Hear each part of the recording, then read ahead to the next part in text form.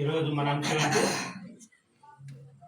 క్రైస్తవులు ధరించవలసిన వస్త్రములు ఏవి అనే అంశం మనం ఆలోచిద్దాం. మీకు సందేహం రావచ్చు, అదేంటి క్రైస్తవులకి ఒక రకమైన వస్త్రాలు అన్యులకు ఒక రకమైనవి ఉంటాయా అని మీరు వెంటనే అనుకుని ఉంటారు. క్రైస్తవులు అయితే తెల్లని వస్త్రాలు వేసుకోవాలి, అదే కదా క్రైస్తవులు వేసుకునే వస్త్రాలు అనే ఆలోచన ఇప్పుడు క్రైస్తవ సమాజాన్ని చూసి మీకు ఆలోచన వచ్చింది, అవునా కదా? కానీ దేవుడు ఎక్కడ కూడా తెల్ల వస్త్రాలు వేసుకోమనలేదు బైబిల్లో.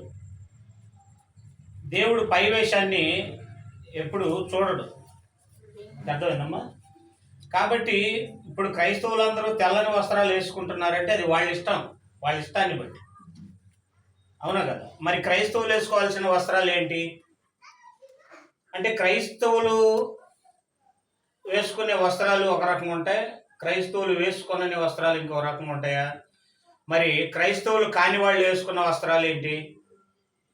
అంతే కదా. వాళ్ళు వేసుకునే వస్త్రాలు ఏంటి, మనం వేసుకునే వస్త్రాలు ఏంటి? మనం తెల్లని వస్త్రాలు దేవుడు వేసుకోమనలేదు అని చెప్పినప్పుడు మరి ఇంకే వస్త్రాలు, రంగుల వస్త్రాలు వేసుకోమన్నాడా? అవునా కదా. మరి ఏ వస్త్రాలు? అసలు వస్త్రం దేనికి సూచన? వస్త్రం అనేది దేనికి సూచన అనేది మనం ఆలోచించబోయే ముందు మీరు దేవుడు ఎన్ని నిబంధనలు ఇచ్చాడు మనకి? పాత నిబంధన, కొత్త నిబంధన. పాత నిబంధన శరీర సంబంధమైంది, కొత్త నిబంధన ఆత్మ సంబంధమైంది. ఇది గుర్తుపెట్టుకోండి. పాత నిబంధన శరీర సంబంధమైంది, ఆ కొత్త నిబంధన ఆత్మ సంబంధము అయింది. ఈ విషయాన్ని గుర్తుపెట్టుకుందాం. ఇప్పుడు పాత నిబంధనలో కానీ పితరుల కాలంలో కానీ దేవుడు లేదా మనిషికి వస్త్రం యొక్క ప్రాముఖ్యత ఎందుకు వచ్చింది అనేది మనం ఆలోచిస్తే, దేవుడు ఏం చెప్పాడు అంటే, ఆదాము గారికి అవ్వ గారికి ఏదేనులో ఒక తోట వేసి ఆ తోటలో వీళ్ళని సేద్యపరచడానికి గురించి ఏమన్నాడు అంటే, మీరు ఈ తోట చెట్ల పొలాల్లో ఏ చెట్టుదైనా మీరు, ఏ చెట్టు ఫలమైనా మీరు తినొచ్చు.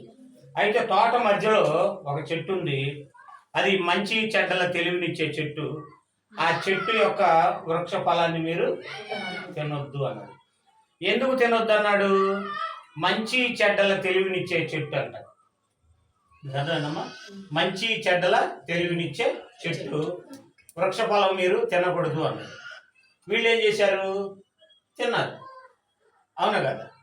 అంటే ఏదైతే మనం చెయ్యొద్దు అంటామో, చెయ్యొద్దు అన్న దాని మీదే ఆసక్తి ఎక్కువ ఉంటుంది, అవును కదా? అంతెందుకు ఈ చేతిలో ఏముందో కనుక్కోండి అన్నాను అనుకోండి, ఇంకా నేను ఈ చేతిలో ఏముందో చూపించేదాకా మీకేముంటది? అంతే కదా. అంటే మీ మైండ్ అంతా నేను ఒకే చోట ఉంచాలంటే గుప్పెడు బట్టి ఏం చేయాలంటే, ఇందులో ఏముందో చెప్పుకోండి చెప్పుకోండి చెప్పుకోండి అన్నాను అనుకోండి, వెంటనే మీ దృష్టి మొత్తం చేతి దగ్గరికి వెళ్ళిపోదు.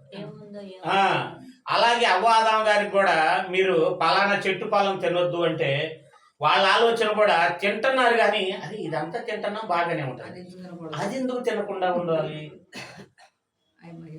తింటే మంచిదే కదా, మంచి చెడ్డల తెలివినిచ్చింది కదా అనుకున్నారు. అర్థమైందా? తినొద్దన్న పండు ఏం చేశారు?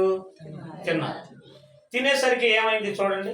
ఆదికాండము 3వ అధ్యాయం చదువుదాము.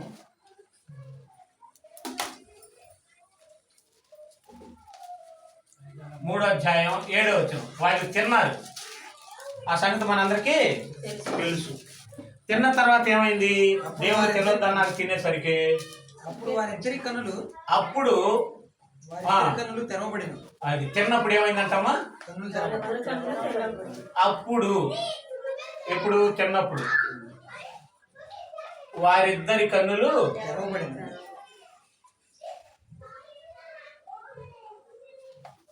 కన్నులు తెరవబడేను అన్నాడు. తెరవబడటం అంటే అంతవరకు ఎప్పటి వరకు మూసుకున్నాయా అమ్మా? తెరవబడేను. వారు తాము దిగంబరమని తెలుసుకొని, వారు తాము దిగంబరులమని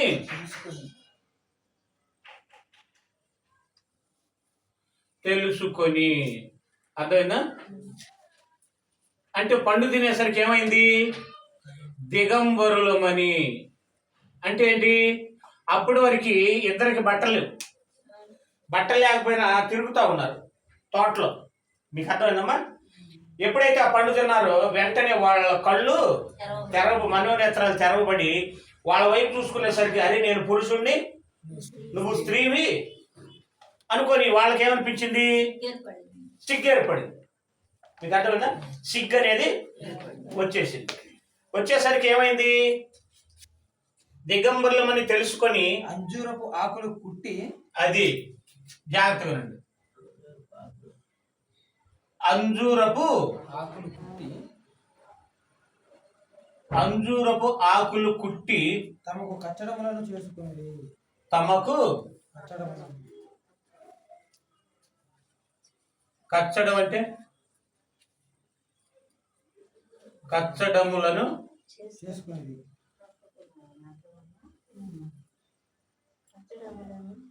కచ్చడములు అంటే అనేక ఆకులు కలిపి ఒకే బట్టగా కచ్చడములను చేసుకొనిరి అని ఉంది.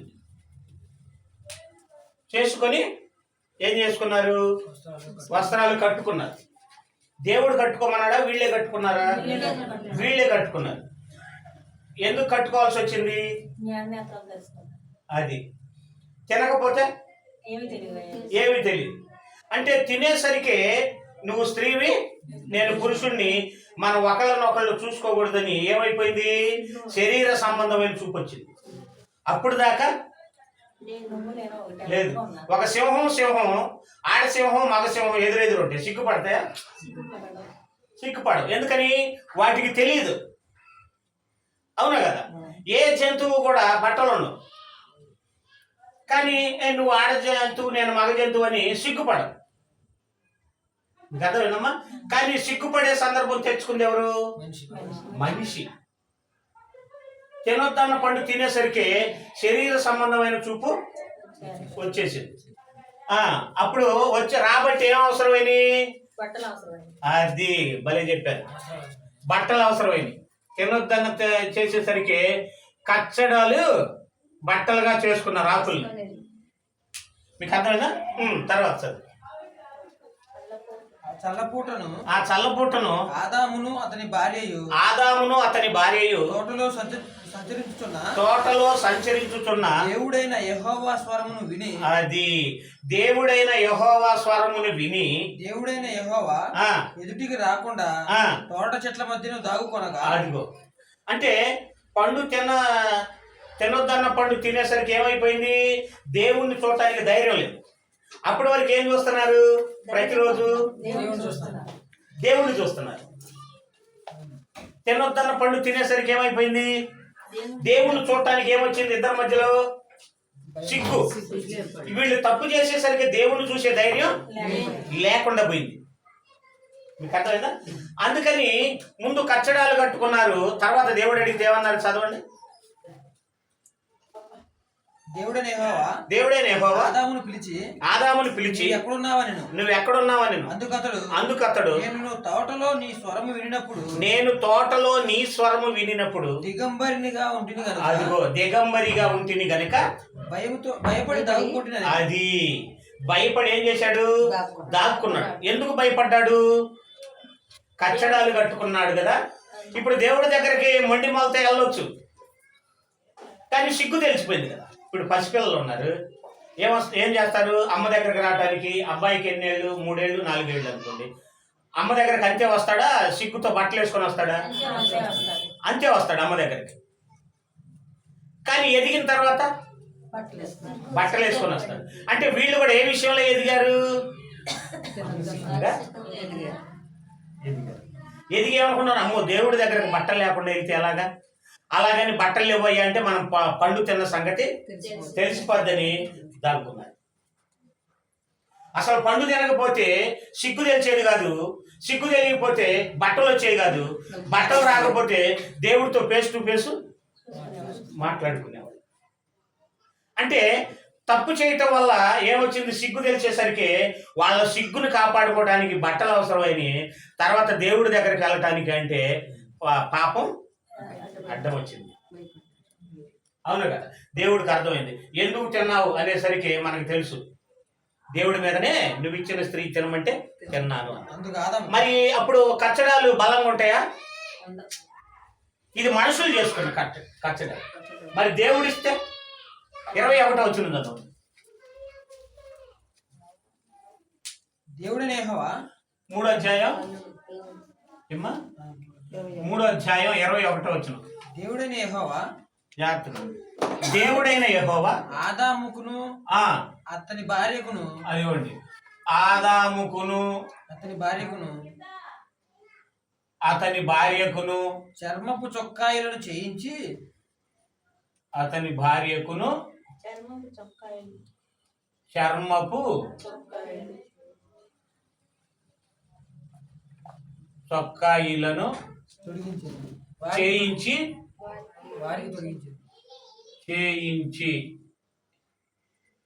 వారికి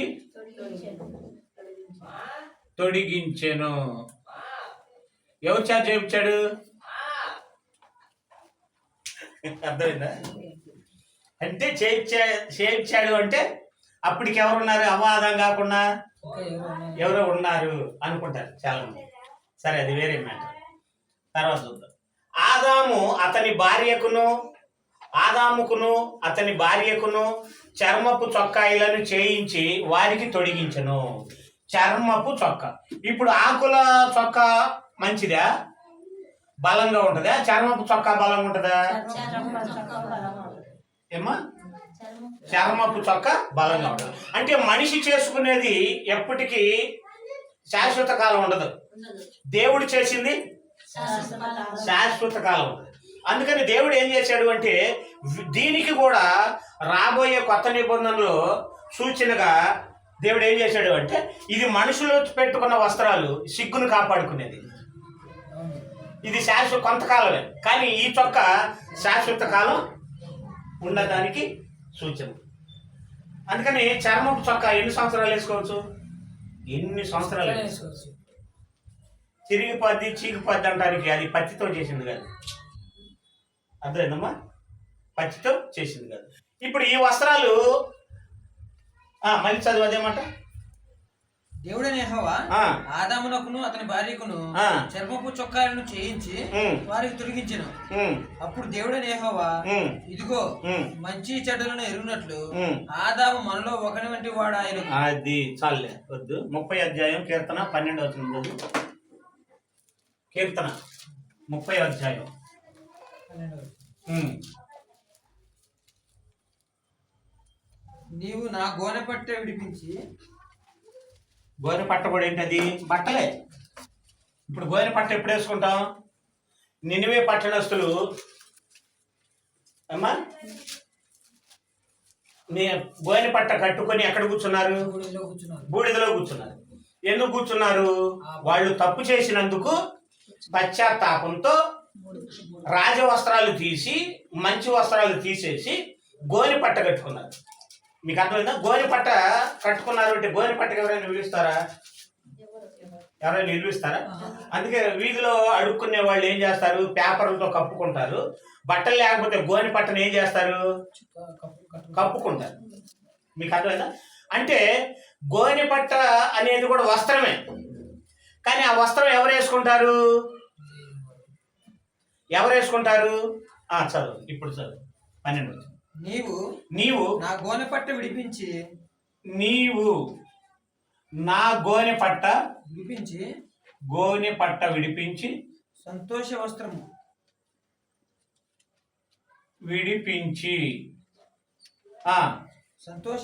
నన్ను ధరింపజేసి ఉన్నావు. ఇదేంటి? సంతోష వస్త్రము నన్ను ధరింపజేసి ఉన్నావు. సంతోష వస్త్రములనా? ఆ వస్త్రము నన్ను ధరింపజేసి ఉన్నావు. నన్ను ధరింపజేసి ఆయన ధరింపజేసి ఉన్నావు.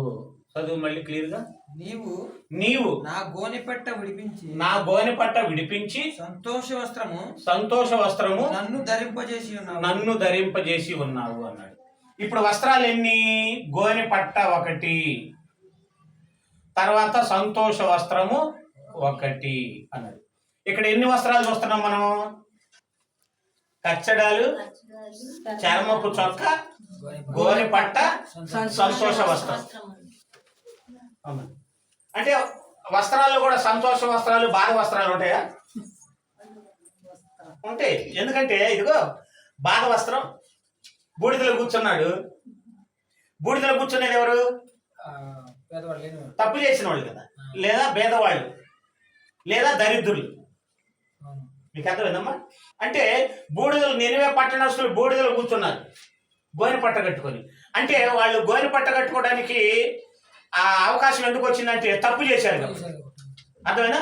ఇది తప్పు చేస్తే వచ్చే చొక్క, ఇది నీతిగా బ్రతికితే వచ్చే చొక్క. అంటే తప్పు చేస్తే వచ్చే చొక్క ఇది అవమానం, నీతిగా బ్రతికితే వచ్చే చొక్క ఇది సంతోషం. మీకు అర్థమైందా? కాబట్టి ఇది శరీరాన్ని కాపాడుకోవటానికి గోనె పట్ట సూచన. పాపం చేసిన మనిషి తన శరీరాన్ని సిగ్గుతో కాపాడుకోవటానికి గోనె పట్ట సూచన. ఈ మనిషి పశ్చాత్తాపడి నీతిని జరిగిస్తే వచ్చే వస్త్రం సంతోష వస్త్రం. మీకు అర్థమైందా? కాబట్టి పాపం చేసిన ఆదాము అవ్వగారికి సంతోషం ఉందా? లేదు. మరి నినివే పట్టణస్తులు పాపం చేసి గోనె పట్ట కట్టుకున్నారు, మంచి వస్త్రాలు తీసి, సంతోషం ఉందా? లేదు. మరి ఏ వస్త్రం ఇది? సంతోష వస్త్రం. ఈ సంతోషం, ఈ వస్త్రాలు సంతోషం ఎప్పుడైతే? చూడండి యోబు గ్రంథం 29వ అధ్యాయం 14. నేను నీతిని వస్త్రముగా ధరించుకొని ఉంటిని. ఒక్క నిమిషం.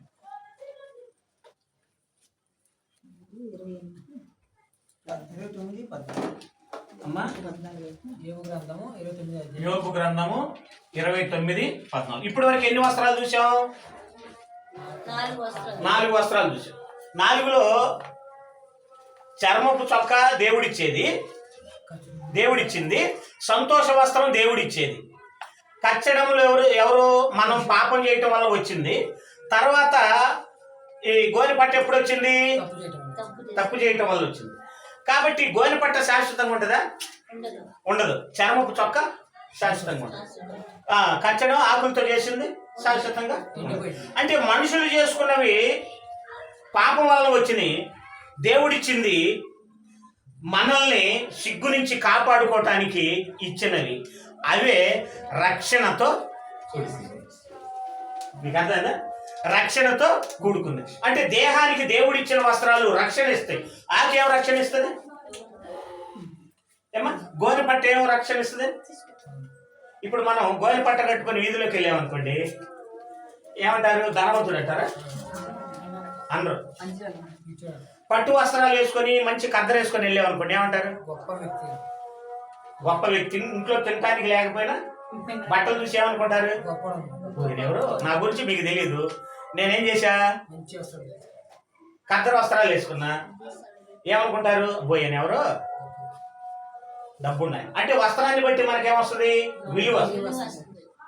మంచి వస్త్రాలు వేస్తే విలువ వస్తుంది.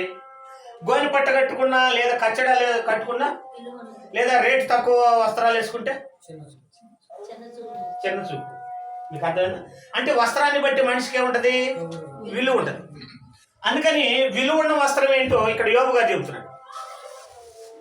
విలువ ఉన్న వస్త్రం ఏంటి? కద్దరు బట్టలు వేసుకున్నా కానీ రాని విలువ ఇక్కడ చెబుతున్నాడా? నేను నీతిని వస్త్రముగా ధరించుకొని ఉంటిని. నేను నీతిని వస్త్రముగా ధరించుకొంటిని అన్నాడు. గనుక అది నన్ను ధరించాడు. అది అన్నాడు. అది అంటే నీతి. కనుక అది నన్ను, ఆ నీతికి నేను నచ్చి నన్ను అది ధరించింది అన్నాడు. మీకు అర్థమైందమ్మా? నేను నీతిని వస్త్రముగా, ఇది నీతి వస్త్రాలు. ఇప్పుడు ఎన్నో వస్త్రం చూసాం మనం? 5 వస్త్రాలు. ఇప్పుడు నీతి వస్త్రం సంతోషాన్ని ఇచ్చిద్దా ఒక మనిషికి? లేదా గోని పట్ట కచ్చడ సంతోషాన్ని ఇస్తే, లేదా నేను వేసుకున్న బట్టలు, మనం వేసుకున్న బట్టలు సంతోషాన్ని ఇస్తే, సంతోషాన్ని ఇస్తే, మనం వేసుకుని నీతి వస్త్రమే సంతోషాన్ని ఇచ్చింది, శాశ్వత కాలం. అంతెందుకు, ఒక మనిషి మంచి బట్టలు వేసుకొని లేదా చిరిగిన బట్టలు వేసుకొని వీధిలో తిరుగుతున్నాడు. ఒక మనిషి మంచి కద్దర బట్టలు, మీటర్ 2,000 రూపాయల బట్టలు, అంటే చొక్కా 10,000 రూపాయల చొక్కా వేసుకొని తిరుగుతున్నాడు. కానీ చిరిగిపోయిన వ్యక్తి నీతిగా బ్రతుకుతున్నాడు, మంచి బట్టలు వేసుకున్న వ్యక్తి నీతిగా బ్రతకట్లేదు. ఇద్దరిలో ఎవరిని మంచోడు అంటారు? మంచోడు. అంటే ఇక్కడ మన వస్త్రాలకు విలువ రావాలి అంటే, లేదా మనకు విలువ రావాలంటే సూపర్ చెప్పి, నీతిని బట్టి ఒక మనిషిని మంచోడు అంటారు, కానీ వేసుకున్న బట్టలను బట్టి ఒక మనిషిని మంచోడు అన్నారు. మంచితనం లేకుండా వేసుకుంటే వీడు ఎచ్చుల మనిషి అంటారు, వీడు బిల్డప్ మనిషి, వీడు డంబం మనిషి అంటారు. అదే నీతి మనలో ఉంటే, మనం మంచి వస్త్రాలు వేసుకోకపోయినా మా అమ్మ బంగారం, మయ్య బంగారం అంటారు. అంటే ఒంటి మీద బట్టలు లేకపోయినా ఒక మనిషికి విలువ ఉండాలి అంటే నీతి వస్త్రాన్ని బట్టి. అంటే ఒక మనిషి పరువుని కాపాడేది ఒంటి మీద బట్టలా లేదా నీతి వస్త్రమా? నీతి. అందుకే లోకస్తులు అంటారు, తిన్నా తినకపోయినా ఒంటి మీద తినటానికి తిండి ఉండాలి, కట్టుకోవడానికి బట్టలు. అరే ఇంట్లో ఏం తింటున్నావు అని చూడరా, కదా? అందుకని తిన్నా తినకపోయినా బయట మాత్రం నీట్గా ఉండాలి. అందుకని ఇంట్లో ఎన్ని ఇబ్బందులు ఉన్నా ముడతపడ్డ షర్టు ప్యాంటుని ఇస్త్రీ చేసుకొని బయటకు వెళ్తాం. ఎందుకని? ముడతపడ్డ షర్ట్ వేసుకొని వస్తే వీడి ఇంట్లో పరిస్థితులు బాగలేవేమో అనుకుంటారు. అదే ఎప్పుడు చూసినా ఇస్త్రీ బట్టల మీద ఉన్నాం అనుకోండి, వీళ్ళు కొంచెం పర్వాలేదు అనుకుంటారు. అంటే ఇంట్లో ఎన్ని ఇబ్బందులు ఉన్నా బయట మనం పర్వాలేదు అని మన పరువుని కాపాడుకోవడానికి మనం ఏం చేస్తామా? మంచి బట్టలు వేసుకుంటాం, అవునా కదా? కానీ నిజమైన పరువు ఎక్కడ ఉంటుంది? నీతిని బట్టి. అంటే చూడండి, 1 యోహాను పత్రిక 3వ అధ్యాయం 7వ వచనం.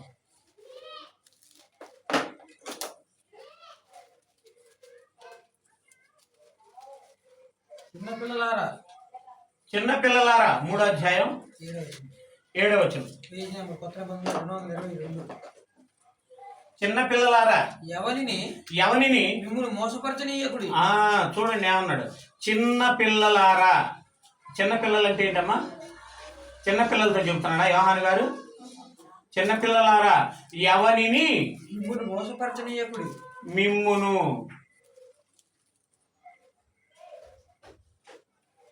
మోసపరచనీయకుడి. ఎలా? ఆయన నీతిమంతుడై ఉన్నట్టు. ఆయన అంటే ఎవరు? యేసుక్రీస్తు వారు. ఆయన నీతిమంతుడై ఉన్నట్టు నీతిని జరిగించు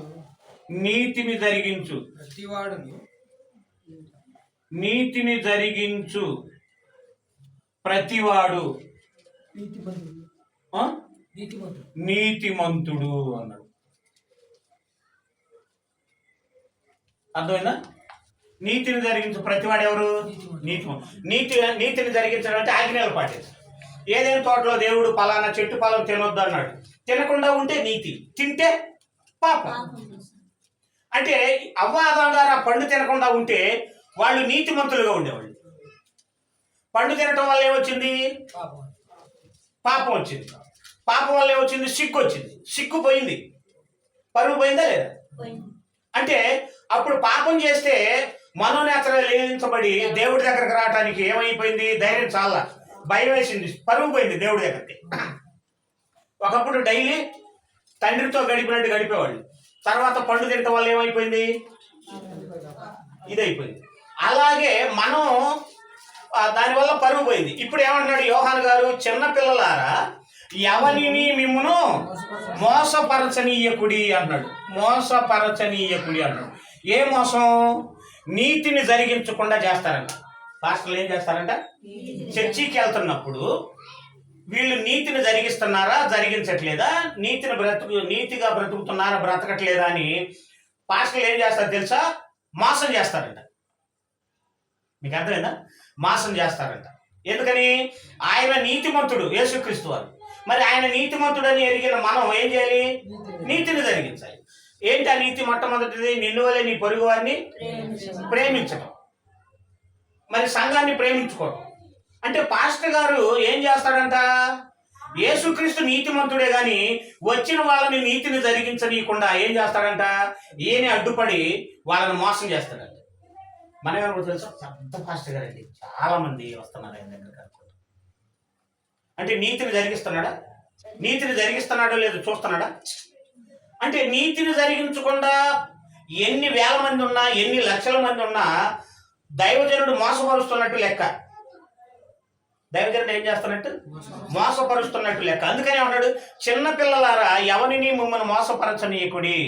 మరి మోసపోకుండా ఉండాలి అంటే ఆయన నీతిమంతుడై ఉన్నట్టు నీతిని జరిగించు ప్రతివాడు. ఎవరు నీతిని జరిగించే ప్రతివాడు? నీతిమంతుడు. ఇప్పుడు యోబు గారు అన్నాడు, నేను నీతిని వస్త్రముగా ధరించుకుంటునే అన్నాడు. ఇప్పుడు యోబు గారు ఎవరు? ఏమా ఎవరు? అది యోబు గారు నీతిమంతుడు. ఇప్పుడు నీతిమంతుడు అని బట్టలు ఉంటే అంటారా, బట్టలు లేకపోయినా అంటారా?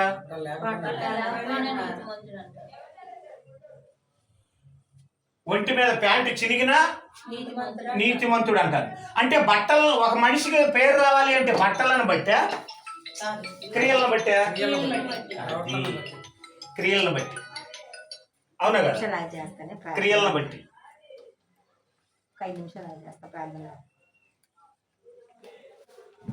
చూడండి, ప్రకటన 19:8. ప్రకటన గ్రంథం 19:8. మరియు ఆమె 19వ అధ్యాయం సంఘాన్ని ఆమె అన్నాడు. సంఘాన్ని మరియు ఆమె ధరించుకొనుటకు ప్రకాశములను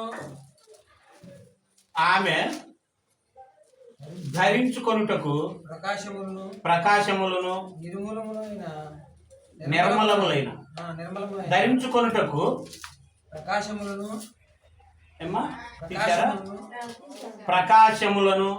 నిర్మలములైన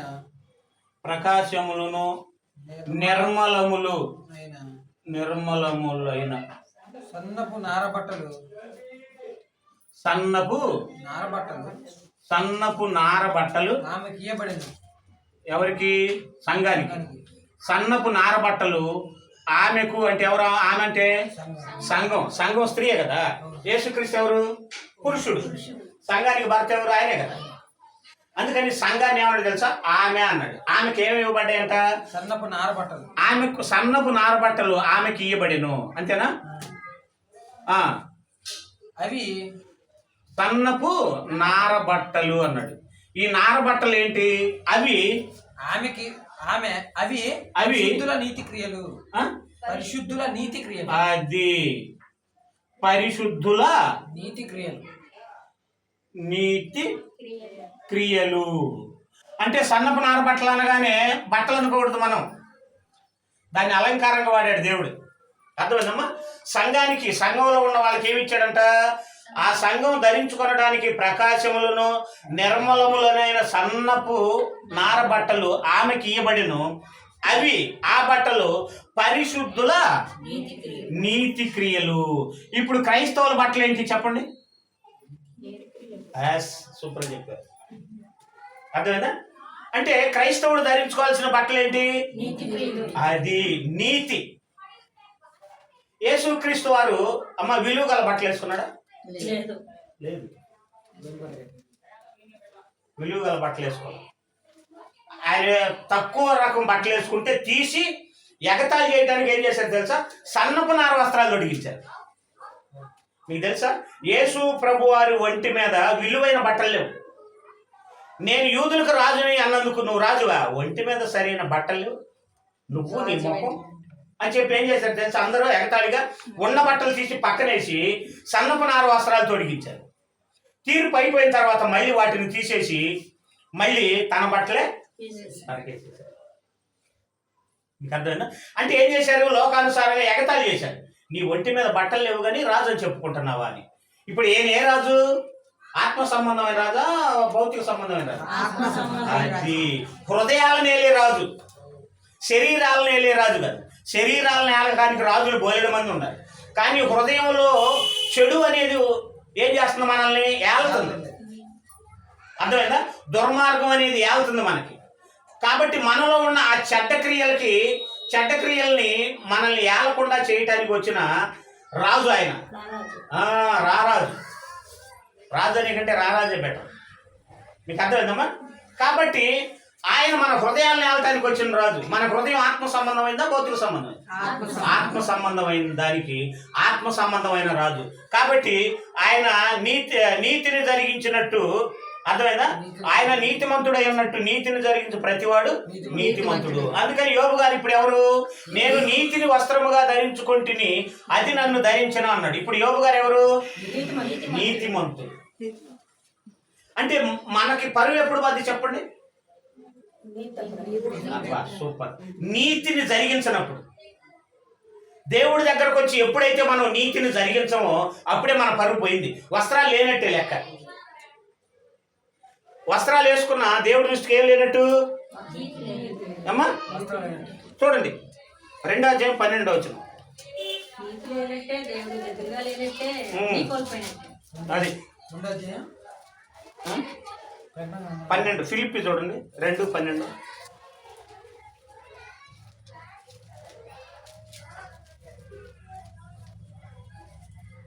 కాగా ఫిలిప్పీ పత్రిక 2:12. కాగా నా ప్రియులారా, మీరు ఎల్లప్పుడూ విధేయులైన ప్రకారము నా ఎదుట ఉన్నప్పుడు మాత్రమే గాక మరి ఎక్కువగా నేను మీతో లేని ఈ కాలమందును భయముతోను వణుకుతోను మీ సొంత రక్షణను కొనసాగించుడి. ఎందుకనగా మీరు ఇచ్చయించుటకును కార్యసిద్ధి కలుగు చేసుకున్నటకును తన దయా సంకల్పము నెరవేరుటకై మీలో కార్యసిద్ధి కలుగు చేయవాడు దేవుడే. మీరు మూర్ఖమైన వక్రజనము మధ్య, అది వక్రజనం మధ్య ఉన్నారు. కాబట్టి మీ సొంత రక్షణ ఏం చేయమంటున్నాడు? కొనసాగించమన్నాడు. అవునా కదా? కాబట్టి రక్షణకి మన నీతికి సంబంధం ఉందా? ఉంది. నీతిని జరిగిస్తే కదా నీతిమంతుడు. ఇప్పుడు నోవా గారు నీతిమంతుడు. ఎలాగ నీతిమంతుడయ్యాడు? ఎవరికి సహాయం చేశాడు? ఎవరికి సహాయం చేయడు. ఆకలేని వాళ్ళకి అన్నం పెట్టలే, బట్టలేని వాళ్ళకి బట్టలు ఇవ్వలే. మరి ఎలా నీతిమంతుడయ్యాడు? అది ఏంటి ఆ మాట? జలప్రళయం రాబోతుంది, పడవ కట్టుకో అని చెప్పాడు. నమ్మాడు కాబట్టి పడవ కట్టాడు. అంటే దేవుడు చెప్పిన మాట చేశాడు కాబట్టి నీతిమంతుడు. మీకు అర్థమైందా? అలాగే మనం కూడా నీతిమంతులు అవ్వాలి అంటే దేవుడు చెప్పినట్టుగా చేస్తేనే నీతిమంతులు. అప్పుడే మనం వస్త్రం వేసుకున్నట్టు లెక్క. ఈ వస్త్రం ఏ వస్త్రం? ఆత్మ సంబంధం. అది శరీరాన్ని కాపాడుకునే వస్త్రం, ఇది ఆత్మని కాపాడుకునే వస్త్రం. నీతి వస్త్రం ఏమో ఆత్మను కాపాడేది, ఈ శరీర సంబంధమైన వస్త్రం శరీరాన్ని కాపాడేది. ఇప్పుడు మనం శరీర సంబంధం, ఆత్మ సంబంధం? ఆత్మ సంబంధం. మరి ఆత్మ సంబంధం ఏ వస్త్రం వేసుకుంటాడు? అది పక్కన పెట్టి ఆదివారం వైట్ అండ్ వైట్ వేసుకుంటే పైగా పోయేది కాక వచ్చేవాళ్ళు కూడా చెప్తాం, రొట్టె రసం రోజు వైట్ చీర కట్టుకొని రాకపోతేనా అంటాడు. పాపం వదిలేసి రాకపోతేనా అంటే అది ఒక లెక్క. అదే నెలకు ఒకసారి బల్లారాధన ఇచ్చేది. అప్పుడు ఏమంటారు తెలుసా? అందరూ వైట్ అండ్ వైట్ రావాలి. మీకు అర్థమైందా? అంటే దేవుడు చెప్పే వస్త్రాలు వేరు, వీడు చెప్తున్న వస్త్రాలు వేరు. చూడండి ప్రకటన అంటారు, అది వాళ్ళ ఇష్టం, దేవుడి ఇష్టం కాదుగా. అర్థమైందమ్మా? అది వాళ్ళ ఇష్టం, దేవుడి ఇష్టం కాదు కదా. అసలు ఈ చొక్కాలు వచ్చిందే తప్పు చేయటం వల్ల. అంతేగా, కరెక్ట్గా చెప్పాడు. ఈ చొక్కాలు వచ్చిందే తప్పు చేయటం వల్ల. ఈ బట్టలు కదా ముఖ్యం అంటాం దేవుడు. ఈ బట్టలు తెల్ల వస్త్రాలు ఎందుకు ఉపయోగం లేదండి. అమ్మా, ఈ వస్త్రాలు వేసుకోమని ఎవరన్నా చెప్పాలా? లేదా చెప్పకుండానే మనం వేసుకుంటామా? చెప్పకుండానే వేసుకుంటాం. ఈరోజు నేను వస్తున్నా, హాఫ్ హ్యాండ్ వద్దుమండి, అక్కడ బాగుండదు, మరి ఇదిగా ఉంటుంది, నా వయసు కంటే ఇంకా ఇంకే పోతే పలకదుగా, అందరికి లేదు నీకే ఉంటుంది, నువ్వే పెద్ద ఇదిలాగా. అందరు బాగుందంటే బాగలేదు వద్దంటావు, బాగలేదని కదా. మనం చేసే పనికేను మన వస్త్రాలు కూడా ఉండాలి, ఇదిగా ఉండాలి. అర్థమైనా?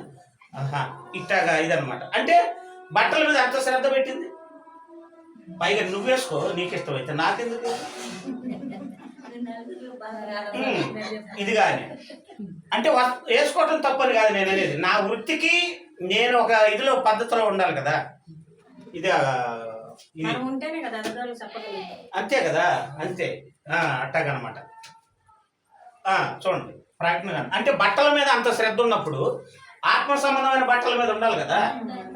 అప్పుడు ఆ మనిషి ఏమనాలి, బావా నువ్వు తప్పు చేయొద్దు, నువ్వు యథార్థం ఉండు, నువ్వు నీతిగా ఉండు, నువ్వు నీతిని జరిగించాను మనం. అదంతా ఈ చొక్కా వేసుకో, దీని మీద మంచిది, అది దాని మీద కూడా ఉండాలి కదా. అది ఆత్మ సంబంధం లక్షణం. ఈ వస్త్రం కాదు ముఖ్యం, రక్షణ వస్త్రం ముఖ్యం, నీతి వస్త్రం ముఖ్యం అని చెప్పాలి, అంతే కదా. ఆ వస్త్రం విడిచిపెట్టి ఈ వస్త్రం కాదు. ప్రకటన గ్రంథం 16 అధ్యాయం 16. ఏమ్మా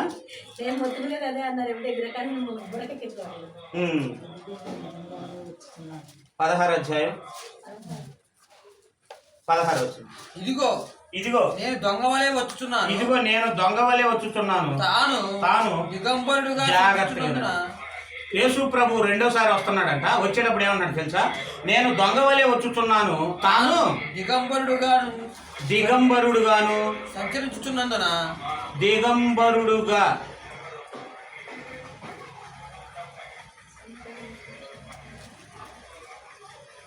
సంచరించుచున్నందున జనులు తన దిశములను చూతురేమో అని. తన దిశములు అంటే ఏమా? అది దిశములను చూతురేమో. దిశములు అంటే బట్టలు లేని శరీరం. చూతురేమో అని మెలకువగా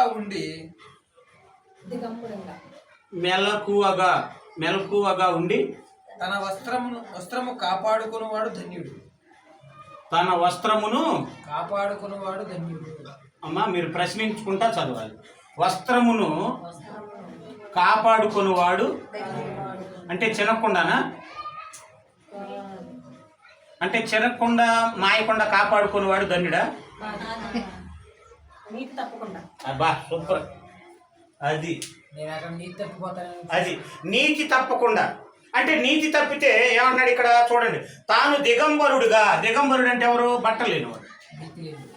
దిగంబరుడుగా సంచరించుచున్నందున అంటే నీతిని జరిగించకుండా తిరగటం వల్ల. ఆదివారం చర్చికి ఇంటికి నీతి లేకుండా తిరిగితే ఎలాగా? అంటే దిగంబరుడుగా సంచరించుచున్నందున జనులు ఏమనుకుంటారు? వీడికి నీతి లేదు, ఈవిడికి నీతి లేదు, ఆదివారం చర్చికి వెళ్తుందే కానీ ఎటు చూద్దామన్నా ఒక మంచి క్రియలు లేవు అని ఏమనుకుంటారు జనులు దిశములను చూతురేమో అని. అంటే బట్టలు లేకుండా వాళ్ళకి ఎలా తెలిసింది? అంటే ఆత్మ సంబంధం. ఈయన బ్రహ్మ చర్చికి వెళ్తున్నాడే కానీ ఒక నీతి క్రియ లేదు అంటే అర్థం ఏంటి? బ్రహ్మ ఒంటి మీద బట్టలు లేవు. ఈ బట్టలు కాదు, అతనికి రక్షణ వస్త్రాలు లేవు, నీతి వస్త్రాలు లేవు అన్నమాట. అంటే పరువు ఎప్పుడు పోయింది? ఈ బట్టలు వేసుకోకపోతే కాదు, పరువు పోయేది. నీతి క్రియ లేకపోతే పరువు పోయింది. అందుకని దేవుడు అన్నాడు తెలుసా? తాను నేను వస్తున్నా, రెండోసారి వస్తున్నా అన్నాడు. అదేనంది. ఇదిగో నేను త్వరగా వచ్చుచున్నాను, నేను వచ్చే సమయానికి తాను దిగంబరుడుగా సంచరించుచున్నందున. దిగంబరుడు అంటే నీతి క్రియలు లేకుండా బ్రతుకుతున్నందున జనులు తన బట్టలు లేని శరీరాన్ని చూస్తారేమోనని మెలకువగా ఉండాలి. జాగ్రత్తగా. మెలకువగా ఉండటం అంటే అది మెలకువగా అంటే జాగ్రత్త, పరిశీలించుకుంటాలి. ఆదివారం నేను చర్చికి వెళ్తున్నాను, నీతి క్రియలు నాలో ఉన్నాయా లేవా? నీతి క్రియలు చేస్తున్నానా లేదా? ఉంటే ఏమేం చేశాను, ఏం చేయాల్సి ఉంది అని ఏం చేయాలి? మెలకువగా ఉండటం అంటే ఏంటి తెలుసా? జాగ్రత్తగా పరిశీలించుకోవాలి. మీకు అర్థమైందా? కాబట్టి నీతిని జరిగించని ప్రతి వాళ్ళలో ఏ వస్త్రం లేదు? నీతి వస్త్రం లేదు. అంటే దేవుడు నీతి వస్త్రాన్ని కాపాడుకోమన్నాడా తెల్లని వస్త్రాన్ని కాపాడుకోమన్నాడా? అప్పుడు పాస్టర్ గారు నీతి వస్త్రాలు వేసుకొని చర్చికి రండి అనాలా, తెల్లని వస్త్రాలు వేసుకొని రండి అనాలా? అంటే హృదయంలో ఎంతైనా కంపు ఉండొచ్చు, కానీ చూసే జనాలకు మాత్రం ఏముండాలి? ఉన్న బొట్టు తీసే, ఉన్న పూలు పీకేసే, ఉన్న తాలి బొట్టు తీసేసి, వీటిని తీసేసి, అంటే చూపు ఎట్టుపోయిందనమాట, వెలి చూపు, భౌతిక సంబంధమైన చూపు. కానీ దేవుడు ఏం చేస్తున్నాడు? రెండోసారి నేను వస్తున్నాను అన్నాడు యేసుప్రభు వారు. ఇదిగో నేను త్వరగా వచ్చుచున్నాను, వచ్చేటప్పుడు తాను దిగంబరుడుగా సంచరించుచున్నందున జనులు తన దిశమలను, అంటే ఏంటి? జనం అనుకోరండి. ఇప్పుడు నేను తప్పు చేశాను అనుకో, మీరేమనుకుంటారు? అబ్రాహ్మణ 10 మందికి చెప్పేవాడు, 10 మందికి చెప్పేవాడు, నువ్వే ఎట్టా ఉంటే ఎట్టా, అయిపోయింది, పరువు పోయినట్టే. మనం అదే అనుకోం పరువు. పాట బాగా రాకపోతే ఏమన్నా అనుకుంటారేమో, అది పరుగు పట్టవా? ఏమో అది అర్థమైందా? మన ఇల్లు బాగా లేకపోతే పరుగు పడదేమో. ఎవరన్నా మన ఇంటికి వస్తే కొంతమంది ఇంటికి వెళ్ళవు, ఎందుకని మన ఇల్లు బాగలేదు. వీళ్ళు అలా చూస్తారు. క్రైస్తవులు కూడా ఏం చేస్తారు తెలుసా? మన ఇంటికి పిలుద్దామా, వద్దులేదు, మన ఇంట్లో ఏసీ లేదు, కూలర్ లేదు, కింద టైల్స్ లేవు, ఏం పద్ది అనమాట, పరుగు. అంటే ఇంట్లో ఉండాల్సింది ఆ ఇంట్లో ఉండాల్సిందిగా దేవుడు అంటుంది, ఈ ఇంట్లో ఉండాలి. ఈ ఇంట్లో నీతి, నిజాయితీ, యథార్థత, ప్రేమ, జాలి, దయ, దయాళుత్వం, కనికరం, ఇవన్నీ కూడా ఇప్పుడు ఈ ఇంట్లో కానీ అంటారు కదా, fridge, TV, AC, double cot మంచం వగైరా వగైరా ఎన్నో ఉంటాయి ఈ ఇంట్లో. ఆ ఇంట్లో అన్ని అవి లేకపోతేనే పరుగు పోతుంది అనుకుంటున్నాం. మరి ఈ ఇంట్లో నీతి లేకపోతే పరుగు పోయినట్టే కదా. ఈ ఇంట్లో నీతి లేకపోతే ఆయన రాడు, దేవుడు రాడు లోపలికి. ఈ ఇంట్లో మనం ఏమి లేకుండా, అయ్యో మన ఇంట్లో పిలుస్తాయి ఏమి లేవు అనుకుంటారు, వద్దులే అనుకుంటారు. పరుగు పోయేది ఇంట్లో వస్తువులు లేకపోతే, అంతే కదా. పరుగు పోయేది ఇంట్లో ఏదో లేకపోతే కాదు, హృదయంలో ఏదో లేకపోతే. ఆత్మ సంబంధమైన పరువు కాపాడుకుంటాడు. శరీర సంబంధి అది కొంతమంది కొన్నారు అనుకోండి, ఏమనుకోవాలి, కారు కొన్నారు అనుకోండి, అన్న రా ఎందుకు అంటే మామూలు ఉద్దేశంతో చూపితే తప్పే కాదు. కొంతమంది ఏం చేస్తారు, దమ్మంతో ఇది చేస్తారు. అలా కాదు నువ్వు చూపించాల్సింది. మనం ఆత్మ సంబంధం అయితే మన హృదయంలో ఉన్న నీతి క్రియలు చూపించాలి, అవును కదా. అందుకే కదా నీతి క్రియలే కదా అన్నాడు. సన్నపనార వస్త్రాలు అంటే ఏమన్నాడు? నీతి క్రియలు అన్నాడు. ఏమో అవునా కదా అన్నాడు. కాబట్టి ఏమన్నాడు ఇక్కడ? తాను దిగంబరుడుగా సంచరించుచున్నందున అంటే బట్టలు లేకపోవటం. బట్టలు ఒక మనిషికి ఎవరికి లేనట్టు? నీతిని జరిగించిన వాళ్ళకి బట్టలు లేనట్టు. నీతిని జరిగించిన వాళ్ళకి బట్టలు ఉన్నట్టు. ఏ బట్టలు? ఆత్మ సంబంధమైన నీతి వస్త్రాలు. దానినే రక్షణ వస్త్రాలు అన్నాడు దేవుడు. ఏ వస్త్రాలు? రక్షణ వస్త్రాలు అన్నాడు. తర్వాత ప్రకటన గ్రంథం 7వ అధ్యాయం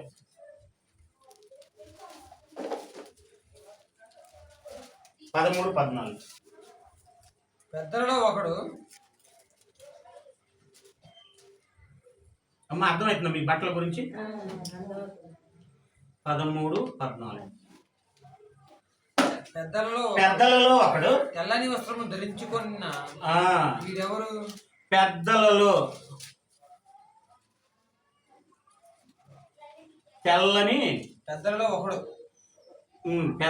ఒకడు తెల్లని వస్త్రం ధరించుకున్న వీరెవరు? తెల్లని అన్నకాడ ఏం పెడతారు? తెల్లని అన్నకాడ ఏం పెడతారమ్మా?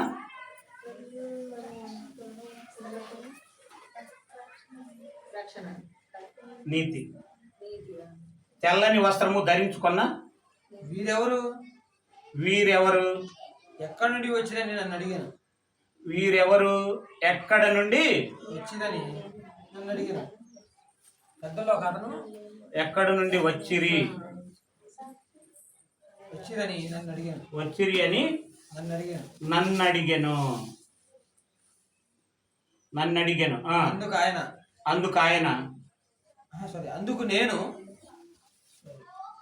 అందుకు నేను అయ్యా అయ్యా నీకే తెలియననగా నీకే ఆ, అతడు ఉమ్, ఇలాగు నాతో చెప్పాను, ఉమ్, వీరు మహాశ్రమం నుండి వచ్చిన వారు.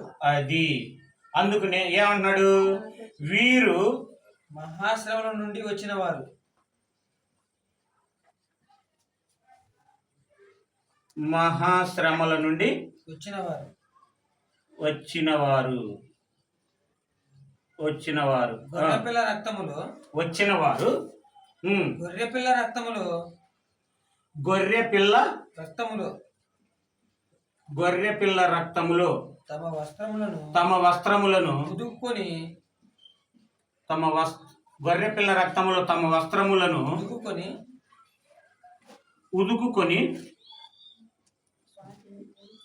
ఉదుకుకొని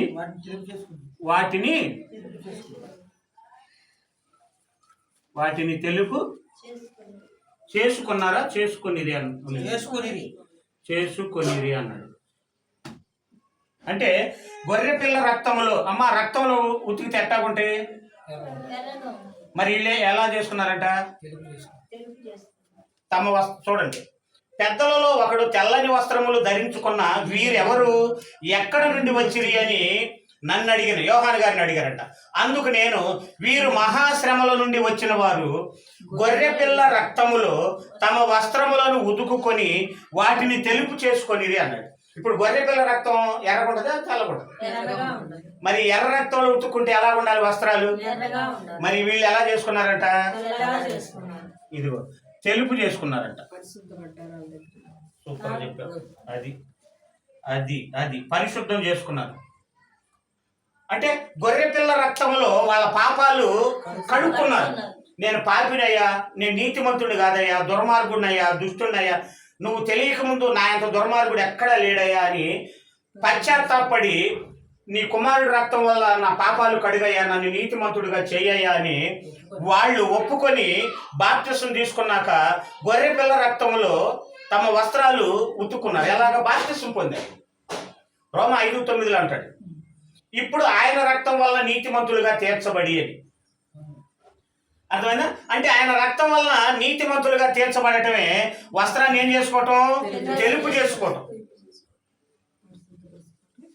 అది పరిశుద్ధపరచుకోవటమే తెలుపు చేసుకోవటం. మనవాళ్ళు ఇంత మ్యాటర్ను వదిలేసి మొత్తం వైటే, ఇంకా రెండేది ఏం లేదు. సరే, పురుషుడిగా నువ్వు వేసుకో, స్త్రీలతో ఏం పని? నువ్వైతే కోట్లు వేసుకోవచ్చు, నువ్వైతే లైట్ నీట్గా సినిమాలో గడ్డాలు లైట్గా డిజైన్ లాగా చేసుకోవచ్చు, నువ్వైతే మీసాలు బాగా వెరైటీగా పెట్టుకోవచ్చు, ఆడవాళ్ళు అయితే అలంకరించుకోకూడదు. మరి నీకెందుకు అలంకరణ? మామూలు గడ్డం అంతే వదిలే, కరెక్ట్గా నీట్గా ఇట్లా చేసుకోవటం, మళ్ళీ ఇక్కడ పిల్లి గడ్డం పెట్టుకోవటం అంటే నీకు అలంకరణ కావాలి. స్త్రీలకు వద్దా? పైగా అది కూడా కలర్ చీర కూడా కాదు, తెల్లని వస్త్రం. వాళ్ళైతే తెల్లవి మాత్రం వేసుకొని రావాలి. ఈయనైతే వైట్ వేసి పైన కోట్ వేసుకోవచ్చు, ఈయన అలంకారంగా ఇది చేసుకోవాలి. ఇది అక్కడ దేవుడికి ఏమైనా సంబంధం ఉందా వస్త్రాలకి? ఏదన్నా నీ ఇంట్లో బ్లూ చీర ఉంటే బ్లూయే కట్టుకున్నా, వైట్ ఉంటే వైటే కట్టుకున్నా. ఏ స్థితిలో పిలువబడ్డావో ఆ స్థితిలోనే ఉండు. ఏమా మీకు అర్థం అవుతుందా? అందుకని ఏమన్నాడు, పెద్దలలో ఒకడు తెల్లని వస్త్రములు ధరించుకున్న వీరెవరు అంటే, వీరు ఎక్కడి నుంచి వచ్చారు అంటే మహాశ్రమల నుండి వచ్చిన వాళ్ళు. ఎవరు వీళ్ళు? మనకంటే ముందు బతికిన వాళ్ళు. వచ్చి ఏం చేశారంట, ఎక్కడి నుండి వచ్చారు అని అడిగారంట. వీళ్ళు పరలోకంలో ఉంటే వాళ్ళు అడుగుతున్నారంట. ఎందుకు పరలోకం వెళ్ళారంటే గొర్రెపిల్ల రక్తంలో తమ వస్త్రములను, ఏ వస్త్రాలు? తమ వస్త్రములనంటే అంతకుముందు ఉన్న పాపపు జీవితాన్ని కడుక్కున్నారు. అప్పుడు ఏం చేశారు, వస్త్రాలు తెలుపు చేసుకున్నారు. తెలుపు ఎప్పుడైనా నీతిని జరిగింది, అంతే కదా. నీతిని జరిగించిన ప్రతి ఒక్కళ్ళ హృదయం ఎలా ఉంటుంది తెలుసా? తెల్లగా నిర్మలంగా ఉంటుంది. ఏమా ఎలా ఉంటుంది? నిర్మలంగా ఉంటుంది. పాలు నిర్మలమైన పాలు ఎలా ఉంటాయో వాళ్ళ హృదయం కూడా ఎలా ఉంటుంది తెలుసా? నిర్మలంగా ఉంటుంది. అప్పుడు వాళ్ళ మనసు చిన్నపిల్లల మనసు ఎలా ఉంటుంది? స్వచ్ఛమైన మాటలు, స్వచ్ఛమైన ప్రేమని వాళ్ళ దగ్గర మనం చూడగలం. మీకు అర్థమైందా? కాబట్టి మన హృదయం తెల్లగా ఉంటే మన లక్షణాలు కూడా బయటికి తెలిసిపోతా ఉంటాయి. అందుకే యేసుప్రభు వారి దగ్గరికి పిలిచి చిన్నపిల్లల్ని ఎత్తుకుంటారు. పరలోక రాజ్యంలో ఎవరు గొప్పవాడు ప్రభు అంటే, ఇదిగో పిల్లల దగ్గరికి పిలిచి ఏమన్నాడు, ఇదిగో ఈ చిన్న పిల్లల్లాగా ఎవరైతే ఉంటారో వాళ్ళే పరలోక రాజ్యంలో గొప్పవాళ్ళు. అంటే మన హృదయం తెల్లగా ఉంటే మనం ఎలా కనపడతాం? చిన్నపిల్లల్లాగా ముద్దుగా కనపడతాం. నువ్వు ఎంత అందం ఉన్నా సరే నీ లక్షణాలను బట్టి ఒక తండ్రికి కూతురు ఎలా కనపడిద్దో అలా కనపడుతుంది. నిజంగా చూడండి, ఒక సైకాలజీ చెప్తా. క్యారెక్టర్ ఉన్న ఆడపిల్లని ఎవరు కూడా కామంగా చూడరు. ఇది గుర్తుపెట్టుకో. నీతిగా యథార్థంగా దేవుడి యందు భయభక్తులు కలిగి ఎల్లప్పుడూ దేవుని వాక్య ప్రకారం బ్రతికే ఒక స్త్రీ ఎంత అందంగా ఉన్నా సరే చూసే వ్యక్తి కామపు చూపుతో చూడడు. ఎందుకో తెలుసా? ఆ అమ్మాయి వ్యక్తిత్వం ఇతనికి ఏమనిపిస్తుంది తెలుసా? చా, ఈ అమ్మాయిని చెడుగా ఆలోచించుకున్న పాపమేరా. మీకు అర్థమైనా? ఈ అమ్మాయిని చెడుగా ఆలోచించుకున్న పాపమేరా అనుకుంటాడు. ఎందుకని? ఆ ఆవిడలో ఉన్న నీతి ఎంత అందంగా ఉన్నా సరే ఇతను చూపు మారిపోద్ది. దేన్ని బట్టి? నీలో ఉన్న ఆ వ్యక్తిత్వాన్ని బట్టి. ఎదుటి మనిషి చెడ్డ చూపు చూసేవాడైనా సరే నీలో ఉన్న వెలుగు ఏమనిపించింది తెలుసా? చా, ఈ అమ్మాయిని నేను చెడ్డగా చూడకూడదురా అనిపించింది. మీకు అర్థమైందా? అంటే ఎదుటి మనిషి చూపు కూడా మారాలి అంటే మనలో ఉన్న నీతి అనే వెలుగు ఎదుటి మనిషి మీద ప్రసరించాలి. కానీ మన తెల్లని వస్త్రాలు ఎండదెబ్బకి ఆయన కాలం మీద పడటం కాదు. మన వాళ్ళు వీటి మీద పెడతారు. ఇప్పటికీ నాకు సంబంధం ఉండదు, వాళ్ళతో నాకు ఎక్కువ పరిచయం ఉండదు, కొంతమందికి పరిచయం. నేను నాగర్వల్ సెంటర్లో వెళ్తా ఉంటే నాకు సంబంధం లేని వాళ్ళు కూడా ఏం చేస్తారు తెలుసా? సిగరెట్ పక్కన పెట్టుకుంటారు. అన్నీ వెళ్తాను, బూతులు ఆపండి నా చెబుతూ. ఎందుకని? అబ్బాయి నేను మంచివాడినయ్యా, నేను పాస్టర్ నేను చెప్పాను. నేను మనం చెప్పాల్సిన అవసరం లేదు. కేజీఆర్ తీసుకుపోయి అక్కడ స్కూల్లో దించితే మీ నాన్న చాలా మంచివాడు అనుకుంటా, మీకెట్ట తెలుసు అంటే మీ నాన్న చూస్తేనే తెలిసిపోయింది. మా టీచర్స్ అందరూ అంటారు, నాన్న మీ నాన్న మిలిటరీ అది ఇది అని అంటారు. సరే మిలిటరీ పక్కన పెట్టండి, మంచివాడు అని అంటే తెలిసిందే. మనం మంచితనంగా ఉంటే మన ముఖంలో తెలిసిపోతుంది. ఎప్పుడు నవ్వుతూ ఉంటాం, అవును కదా? ఎప్పుడు నవ్వుతూ ఉంటాం. ఏం తక్కువ? సంతోషం ఉంటుంది. అందరి మీద, ఎవరి మీద కోపం ఉండదు, ఎవరి మీద దేశం ఉండదు. ఎంత శత్రువు అయినా సరే నవ్వుతా పలకరిస్తాం, నవ్వుతా వాటేసుకుంటాం. అప్పుడు మనకి మన ముఖంలో ఏముంటుంది? సంతోషం. అవును కదా? అందుకని చూడండి, ప్రకటన గ్రంథం 3:5 వచ్చింది. ఎవరు ఈ వస్త్రాలు ఎవరికి వస్తాయి? అందరికి వస్తాయా? ఎవరికి పడితే వాళ్ళకి వస్తే అట్టగా? ఏదోలే కొట్లో దొరికినాయి అమ్మా, ఒక 2 మీటర్ల కొట్లో కొనుక్కున్నాం తెల్లని వస్త్రాలు వేసుకొని వస్తున్నాం అంటే ఎట్టగా? ఆ వస్త్రాలు కొనుక్కుంటే వస్తాయి ఏమా గ్లోరీ సిస్టర్? అవునా కదా? అది కొనుక్కుంటే వస్తాయి. ఎవరైనా కొనుక్కోవచ్చు, డబ్బున్న వాళ్ళు ఎవరైనా కొనుక్కోవచ్చు. కానీ ఈ వస్త్రాలు మాత్రం సూపర్గా. ఈ వస్త్రాలు అందరికీ రావు. ఎందుకని? చర్మంతో చొక్క పర్మనెంట్, దేవుడిచ్చే చొక్క రక్షణ వస్త్రం పర్మనెంట్. మరి దేవుడు ఎలాగిస్తాడు? చూడండి, జయించువాడు అది జయించాలి. జయించువాడు అలాగున తెల్లని వస్త్రము ధరించుకొను. అలాగున తెల్లని వస్త్రం. ఏ వస్త్రం అమ్మేది? శరీర సంబంధమైందా? అది తెల్లని వస్త్రము ధరించుకొను. ఎవరు ధరించుకుంటారంట? జయించినవాడు. అందరు కాదు, పాపాన్ని జయించువాడు.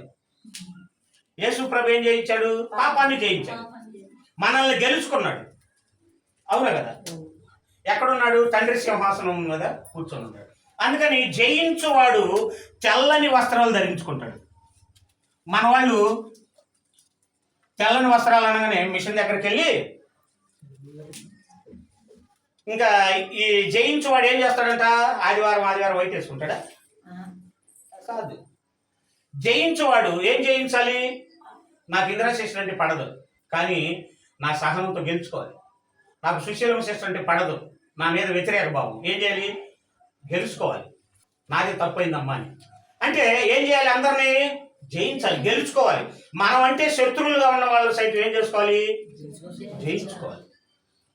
మీరు ఎలాగున్నారనేది కాదు, నేను ఎలాగున్నాననేది. ఇప్పుడు మీరు ఇద్దరు బలం, ఇప్పుడు సుశీలమ్మ ఉంది, సుశీలమ్మ సిస్టర్ అంత బలం మన పద్మ సిస్టర్కి ఉంటుందా? మన సుశీలమ్మ అంత అనుభవం మన పద్మ సిస్టర్కి ఉంటుందా? ఉండదు. ఇప్పుడు వీళ్ళిద్దరు బలవంతులు ఎవరు?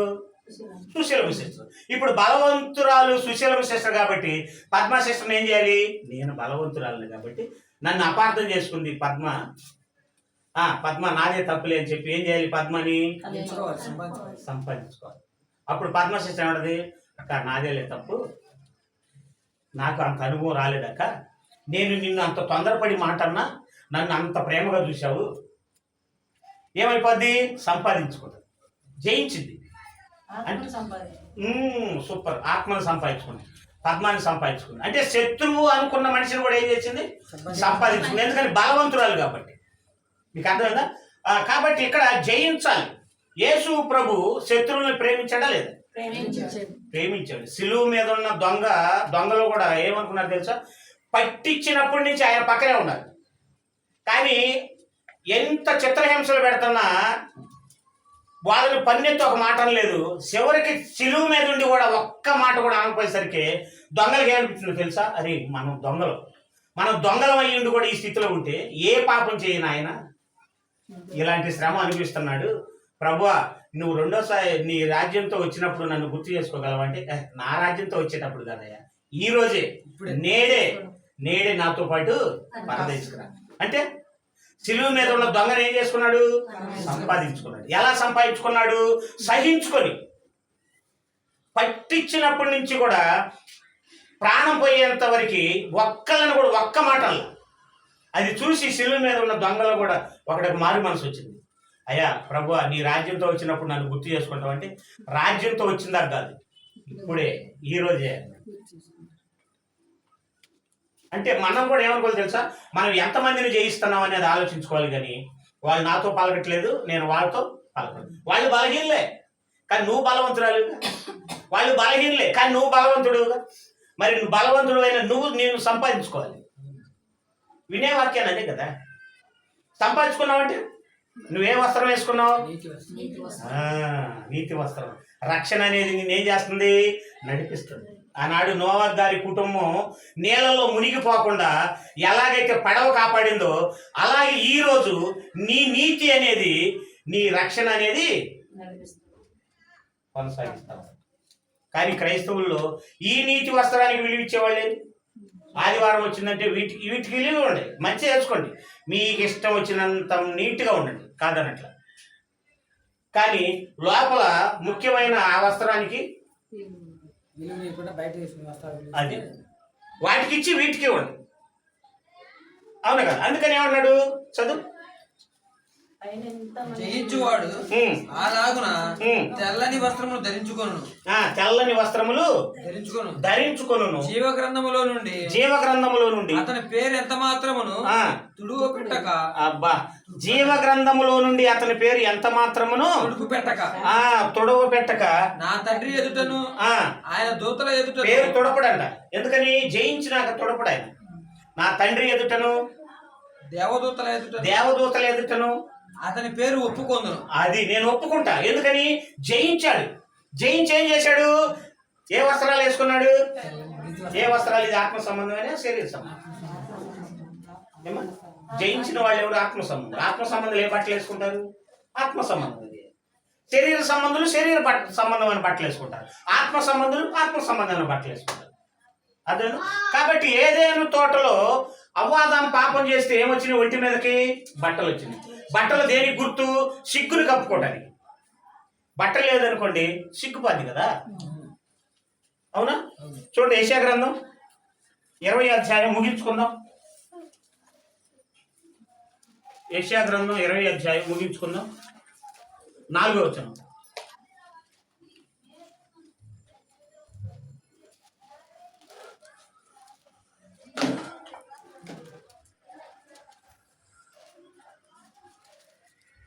యెషయా గ్రంథం 20వ అధ్యాయం 4వ వచనం. అమ్మా మీకు అర్థమవుతుంది? అంశం అర్థమవుతుందా?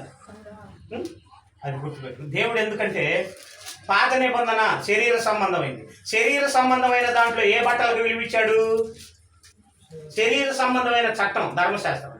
శరీర సంబంధమైన చట్టానికి శరీర సంబంధమైన బట్టలు ఇచ్చాడు. అవునా? కొత్త నిబంధన ఏ సంబంధమైంది? ఆత్మ సంబంధమైంది. ఆత్మ సంబంధమైన దానికి ఏ బట్టలు ఇచ్చాడు? ఆత్మ సంబంధమైన బట్టలు ఇచ్చాడు. ఇప్పుడు ఈ శరీరం ముఖ్యమా, ఆత్మ ముఖ్యమా? ఈ శరీరం కొన్నాళ్ళకి ఏమైపోద్ది? మట్టిలోకి పోద్ది. కానీ లోపల ఉన్న ఆత్మ శాశ్వతం. మరి ఆత్మకున్న బట్టలు శాశ్వతం. అవును కదా? కాబట్టి పాత నిబంధనలో శరీర సంబంధమైన దానికి శరీర సంబంధమైన బట్టలకు విలువిచ్చాడు. కొత్త నిబంధనలోకి వచ్చేసరికి ఆత్మ సంబంధమైన మనుషులకి ఆత్మ సంబంధమైన నీతి వస్త్రాలు ఇచ్చాడు. మీకు అర్థమైందా? కాబట్టి పాత నిబంధనలో పాపం చేస్తే ఏమైనట్టు? ఒంటి మీద బట్టలు లేకపోతే దరిద్రుడు అనుకుంటారు. ఇప్పుడు పాపం చేస్తే ఏమనుకుంటారు? దరిద్రుడు. అప్పుడు బట్టలు లేకపోతే దరిద్రుడు, ఇప్పుడు నీతి లేకపోతే దరిద్రుడు. చదువు 20:4. అష్షూరు రాజు చెరపట్టబడిన ఐగుప్తీయులను తమ దేశం నుండి కొనుక్కోబడిన కూషీయులను పిన్నలను పెద్దలను దిగంబరులుగా చెప్పులు లేని వారిగాను. ఒక నిమిషం. దిగంబరులుగా